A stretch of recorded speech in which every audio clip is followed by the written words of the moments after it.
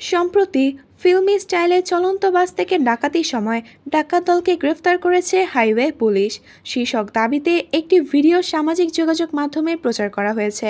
তবে fact checking প্রতিষ্ঠান rumour scanner এক প্রতিবেদনে জানায়, হাইওয়ে পুলিশ কর্তৃক বাসে ডাকাত আটকের দাবিতে প্রচারিত ভিডিওটি কোনো বাস্তব ঘটনা নয়, বরং এটি হাইওয়ে পুলিশের একটি প্রচারণামূলক অথবা জনসচেতনতামূলক ভিডিও।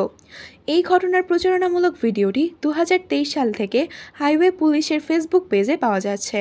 এই বিষয়ে অনুসন্ধানে ইশাদ ভ্লগস নামে ইউটিউব অ্যাকাউন্টে 2023 সালের 27শে মে প্রচারিত এবং কন্টেন্ট ইউজার 100K নামক ইউটিউব চ্যানেলে 2023 সালের 18ই আগস্ট প্রচারিত একই ঘটনার ভিন্ন দুটি ভিডিও খুঁজে পাওয়া যায়। তবে ভিডিও দুটিতে ডাকাত ধরা পড়ার দৃশ্য দাবি করা হলেও ভিডিও দুটি পর্যবেক্ষণ করে তা কোনো শুটিংয়ের ভিডিও বলে প্রতীয়মান হয়।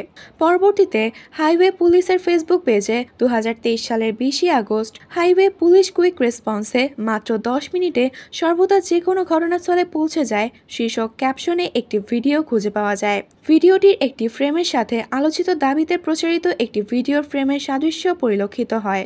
ভিডিওটি পর্যবেক্ষণ করে জানা যায় এটি একটি প্রচারণামূলক অথবা জনসচেতনতামূলক ভিডিও।